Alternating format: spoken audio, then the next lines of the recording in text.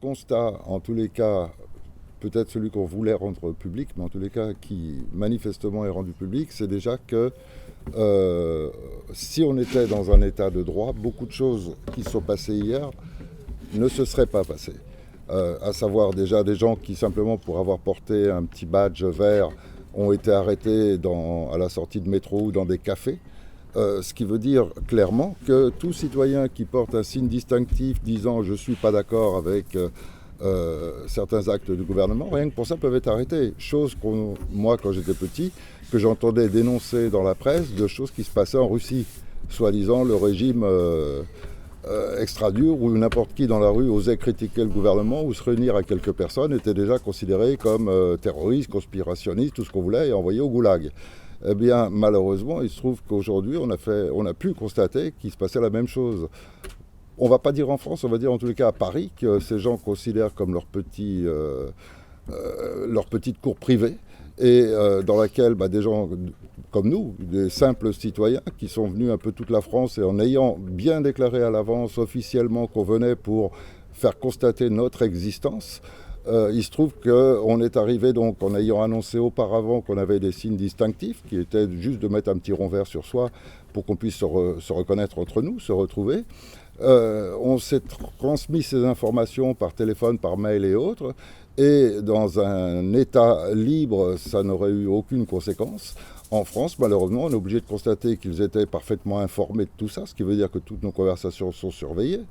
Ce qui veut dire aussi qu'ils n'ont pas besoin d'ordre judiciaire quelconque, ni que quelqu'un ait un quelconque mouvement hors la loi pour procéder à des arrestations. Donc des gens qui sortent du métro, ils ont un renvers sur eux, clac, on les arrête, on les met dans un panier à salade, et aujourd'hui, certains sont encore en garde à vue.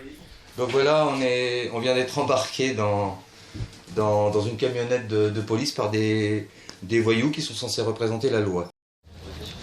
Tiens, on confisque ce qui n'est pas à prendre et on fait fouille, on les embarque. Pour quel motif vous embarquez? Pour quelle raison? Pour quelle raison vous nous embarquez, monsieur? Quel motif vous... Ah, c'est formidable ça, tiens. Alors, Pays des droits de l'homme. Je suis pas d'accord, moi je ne vais pas suivre. messieurs, je mets... Moi je veux un motif d'arrêt. Qu'est-ce que j'ai fait pour être arrêté? Je veux qu'on m'explique ce que j'ai fait pour être arrêté. Et petite information quand même, on a des contacts comme à l'extérieur, ça ne va pas se passer tout seul.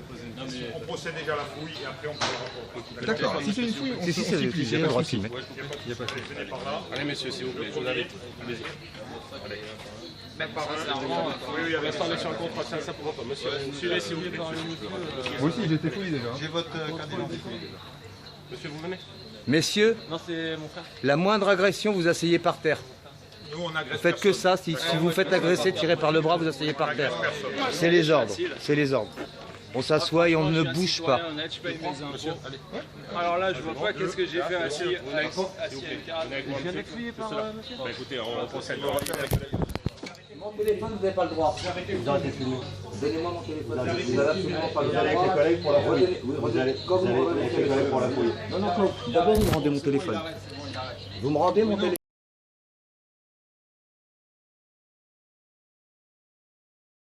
Alors qu'ils ont été arrêtés hier à 8h du matin en arrivant de province, et sans absolument aucune raison. Ils n'ont rien manifesté d'autre que d'avoir un rond vert sur leur t-shirt. Alors ça, c'est un constat, c'est scandaleux, et puis je vais laisser parler d'autres personnes qui sont là et qui ont été témoins chacun de leur côté de différentes choses, telles que aussi des agressions directes de gazage sur des gens qui étaient des gens de 60, 70 ans, qui sont venus pacifiquement à Paris, qui sont, au moment où les CRS sont intervenus pour leur dire ne bougez plus, ils sont assis par terre, et ils ont reçu un coup de bombe lacrymogène. Et puis il y en a beaucoup, il s'est passé vraiment beaucoup de choses, donc je laisse un petit peu parler tout le monde, parce que chacun a vu des choses différentes. On est vraiment dans un état d'une dictature pleine et entière, il n'y a plus moyen de le cacher, c'est la preuve. Donc juste en ayant, comme on dit Eric, un rond vert, et on se fait arrêter, d'autres se font gazer, c'est impossible. En plus, ce mouvement du 14 juillet annonce la paix par des signes pacifiques et humanistes, et le pouvoir officiel en place détourne et essaie de détruire des gens qui veulent mettre en place un système et une fraternité de paix. Je demanderai à tous les citoyens de France de vérifier ça, de comprendre ça, de prendre conscience, de se relever et tous ensemble de modifier ce système dictatorial. Il y en a marre. Dans un système où la liberté d'expression disparaît à grands pas, c'est-à-dire que là, il n'y a même pas d'expression, il y a juste un signe de reconnaissance qui est pacifique. Et effectivement, on nous a montré qu'effectivement, la liberté d'expression avait totalement disparu en France et qu'on ne pouvait plus rien faire si on sortait un peu des cailloux qui nous sont les bords qu'on nous a donnés de suivre avec la pensée unique. Et effectivement, les citoyens qui se posent des questions et qui ouvrent leur cœur pour pouvoir changer les choses d'un point de vue éthique et humaniste, n'ont plus le droit au chapitre. Et ça, c'est scandaleux dans un pays des droits de l'homme. Simplement, on avait des rabatteurs sur les gares, les gares SNCF et métro. Et puis, en fait, les deux premiers rabatteurs qui sont venus avec drapeau et signes distinctifs se sont fait embarquer directement sans qu'on leur demande, sans qu'on leur dise pourquoi. Et donc, et à bonne distance de la place de la Concorde. Et à bonne distance, ouais, vraiment à la sortie des gares directement. Et puis c'est des personnes qui étaient tout à fait pacifiques, qui avaient absolument rien à leur reprocher. Et donc à côté de ça, quand ceux-là ont été embarqués, d'autres ont pris le relais, mais il a fallu commencer à cacher ces signes distinctifs. Plus le droit d'avoir un rond vert. Donc c'est triste de voir qu'on peut même plus porter un rond vert maintenant. Et puis ça a commencé à envoyer les difficultés. Et après derrière, il y avait énormément de RG qui étaient également sur place et qui ont commencé à suivre la moindre personne suspecte. Et donc au final, il nous a été beaucoup plus difficile de pouvoir communiquer, de pouvoir interagir ensemble. Et donc l'organisation a été un petit peu compromis du fait que au bout d'environ 2 heures, on avait déjà à peu près perdu 50% des effectifs de l'organisation. C'est devenu une fête privée. Ils se sont organisés leur petit spectacle et ils ont mis en place des milliers de gardes du corps, CRS, enfin on les appellera pour être tous les noms, mais de forces armées qui acceptent de protéger leur fête privée. Et ils ne supportent pas qu'un simple citoyen revendique quoi que ce soit durant leur petite fête privée. Et ça c'est vraiment l'inverse absolu de la présentation qu'on nous donne d'une démocratie. Il y a une différence de traitement des gens qui est inadmissible, parce que tous les gens qui ont été arrêtés, ils avaient tous le même logo ou le drapeau. Et pourquoi certains sont en garde à vue et vont être passés en tribunal d'urgence alors que d'autres ont été libérés? C'est complètement arbitraire. Pourquoi? Comment? S'il y a des lois, c'est tout le monde la même chose. Pourquoi? Voilà. Donc il y a eu ils ont voulu diviser, ils y sont arrivés. On est restés quand même unis. On les a bien embêtés toute la journée. On les a fait courir dans tout Paris. Mais effectivement, là, il n'y a plus du tout de démocratie. C'est un traitement arbitraire. Alors, à quoi c'est dû? On ne sait pas. On ne sait pas quels sont leurs critères pour garder certains et en libérer d'autres. On ne sait pas, pourtant, on ne sait pas les chefs d'accusation, on ne sait rien. Et en plus, normalement, il n'y a aucun chef. Avoir un signe distinctif, ce n'est pas, à partir du moment où il n'est pas religieux, puisque... on ne fait pas l'apologie... voilà, on ne fait pas une apologie. On n'appelle pas à la... On fait l'apologie de la paix. Oui, on fait l'apologie de la paix, on n'appelle pas à faire de la violence ou quoi que ce soit. Bien au contraire, on s'est bien préservé de tout ça. Et là, 24 heures ont passé et il y a encore des gens en garde à vue. Voilà. Et ça, c'est... alors que d'autres ont juste été emmenés à l'autre bout de Paris ou en banlieue et abandonnés là-bas, simplement pour perturber et bloquer le système. Mais ces différences de traitement indiquent quand même quelque chose de tout à fait anormal. Donc on a décidé tous, je pense, de ne pas lâcher l'affaire et surtout aujourd'hui d'aller soutenir et essayer de faire libérer nos camarades qui sont emprisonnés illégalement. Et quand on dit camarades, on parle de tous les gens qui sont venus, des gens qu'on ne connaît pas, simplement qui ont vu cet appel qu'on a fait pour la paix et qui ont répondu en arrivant et puis qui, sortant d'une gare, se sont trouvés tout d'un coup embarqués dans un panier à salade, ils ne savent même pas pourquoi. Et donc ça, c'est tout à fait normal. Et tous ceux dont on va pouvoir avoir les coordonnées ou dont on sait qu'ils sont encore en garde à vue, on va essayer d'intervenir cet après-midi auprès du tribunal. Et de toutes les manières possibles pour obtenir que ces gens aient tout à fait le droit de pouvoir être dans un état de droit, tout simplement. Alors que là, on n'est plus du tout dans un état de droit. Moi, j'en ai ras-le-bol de voir les Français, les Parisiens, là, ils étaient certainement en majorité, dire oui, allez-y, mais nous, on reste là en retrait, quoi. Ça commence à bien faire. Et il y a des innocents qui se retrouvent complètement coincés. Donc, moi, je demande le soutien de tout le monde par rapport à ça.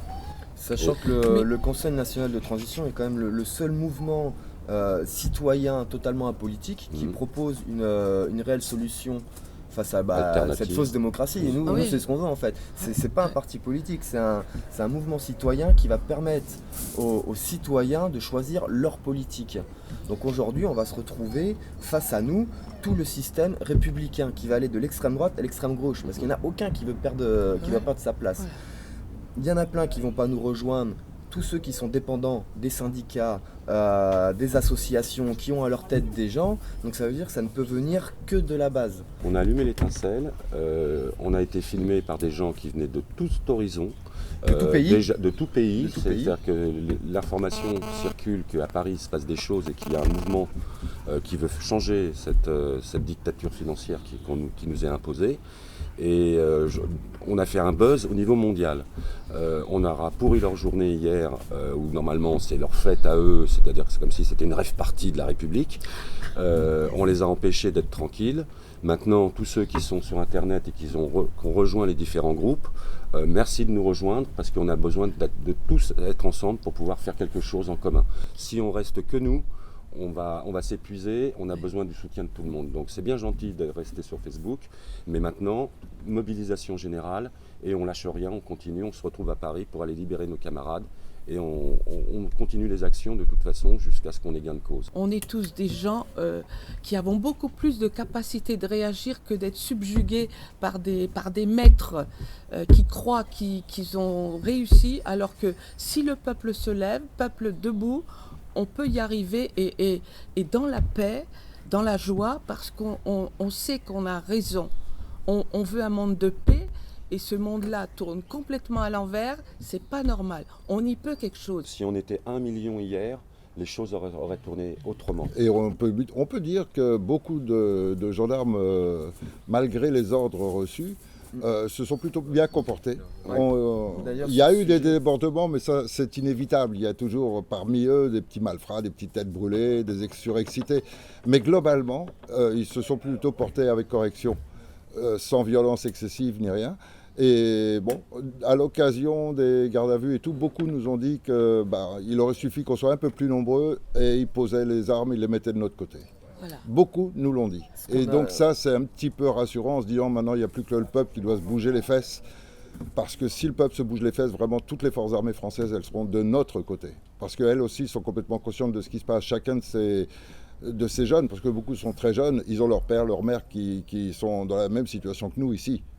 Et donc, ils sont prêts à bouger, mais il faut qu'ils sentent qu'il y a vraiment le peuple. Et non pas seulement quelques milliers de personnes, parce qu'on n'était pas plus que ça, malheureusement. La fluidité du mouvement les a bien embêtés, parce qu'eux, ils sont quand même très équipés. À chaque fois, il faut qu'ils sortent des camions, tout ça. Donc plus on sera nombreux, plus on sera fluide, plus ils auront du mal à nous prendre. Et surtout, il y a un truc qui s'est passé, et ça, c'est quand même très important, c'est que tous ceux, alors ça va être la gendarmerie mobile, qui ont suivi la manifestation, enfin, le rassemblement, on va dire, ont commencé à bien connaître la façon de procéder. Ça veut dire qu'il n'y a pas de violence, il n'y a pas eu de casse. Hein. Bon, il y a eu quelques petits agitateurs, mais bon, il y en a un peu partout. Mais en général, la foule leur disait tout de suite de se calmer. Et à partir du moment où ils les ont séparés en petits groupes, parce que c'est toujours la stratégie de séparer en petits groupes, ils ont fait une relève des forces de l'ordre. Oui. Ça veut dire que les nouvelles forces de l'ordre sont arrivées et ne savaient pas comment avait agi le groupe avant. Et c'est à partir de là qu'ils ont été encerclés et gazés. Ça veut dire que la relève est arrivée, on leur a certainement bourré le mou en leur disant « ils ont fait des violences, ils sont pas sages, vous me les gazez ». Parce que du coup, tous ceux qui étaient le groupe de 3000 là, qui a traversé Paris, ils ont pu parler avec les forces de l'ordre. Et quand tu parles avec eux, du coup, quelque part, tu pas que tu rentres en affection, mais bon, ça te pousse à réfléchir. C'est quand même bizarre que ça soit pas les mêmes qui suivent tout le monde, qui d'un coup, ils font une relève et c'est les nouveaux qui gazent. Parce qu'eux, ils n'étaient pas au courant, ils savaient pas comment c'est passé. Donc, bon, il y a peut-être quand même quelque chose. En tous les cas, ça vient du dessus. Oui, ça vient du dessus. C'est clair que les ordres viennent du dessus. Dans les camions, c'est allez les gars, on y va, c'est des barbares. Attention, ils sont armés. Attention, ils sont armés. Je pense qu'ils sont chauffés bien avant. Ah ouais. En tout cas, on a eu de nombreux échanges avec les forces de l'ordre. Aujourd'hui, on a sillonné Paris la veille avec les mégaphones, avec un message très clair, qui était demain réunion sur Paris. Le peuple reprend le pouvoir et vire les politiciens. On a eu vraiment un soutien qui a été clair de leur part. Donc il faut savoir que eux, ils en ont marre également, bien plus que nous, parce que l'État c'est leur patron. Donc ce que nous, on ne voit pas, eux le voient directement. Et avec tous ces signes qu'on a pu voir chez eux, on sait maintenant que toute la force, tout le changement, toute la bascule va se faire sur le peuple. Avis à ceux qui ont envie de liberté, de nous rejoindre directement. C'est ça qu'il faut comprendre dans le CNT, c'est que c'est pour permettre aux gens de choisir le système qu'ils veulent, et ça c'est l'élément clé, c'est la chose qui se fait pas aujourd'hui. Aujourd'hui on te propose un tel ou un tel, bon de toute façon on voit bien que c'est la même politique, de toute façon c'est un gouvernement supranational qui nous domine, c'est l'Union Européenne, donc voilà, via aussi les Américains et compagnie. Et du coup aujourd'hui, ce sont vraiment les citoyens qui doivent choisir pour eux, et le CNT c'est la seule chose, et comme ils le savent, et voilà, le moins de petits ronds verts, ils nous arrêtent. Alors le CNT, pour être bien clair là-dessus, le CNT en gros ce n'est qu'un outil. Quand on a monté, quand on avait le mouvement du 14 juillet, tout simplement on n'allait pas se pointer le 14 juillet en disant nous le peuple on veut le pouvoir et puis donnez-nous-le et puis voilà. Non, il nous fallait un organe juridique légitime qui permettait au peuple de pouvoir reprendre le pouvoir. Sans chaos, dans le calme, dans l'ordre, et que ça ne porte atteinte en rien aux intérêts nationaux et à toutes les institutions françaises qui ont besoin d'être absolument maintenues. Donc c'est quand même un travail de plusieurs centaines de gens qui apparaît à travers ce Conseil national de transition et qui garantit à la fois que c'est vraiment le peuple qui va décider de son avenir et de la forme de gouvernance qu'il veut, et ce n'est pas un gouvernement qui arrive avec des idées établies. C'est seulement une construction, comme on vient de le dire, qui est faite pour permettre que ce soit le peuple qui le fasse et qui prenne toutes ces décisions. C'est juste un système de transition garantissant le maintien de toutes les institutions, le maintien par exemple pour tous ces gens des forces de l'ordre, que rien ne changera à leur statut. Et donc que personne ne soit inquiet de cette transition, qu'au contraire elle ne puisse apporter que du bien. Et donc il y a tout un programme complètement élaboré que chacun peut voir sur le Conseil national et qui est aussi bien par écrit dans un livre que par les vidéos, que par tout le site web qui est conseilnational.fr. Et là il y a absolument tous les détails du programme qui se met en place et qui permettra donc aux Français de décider.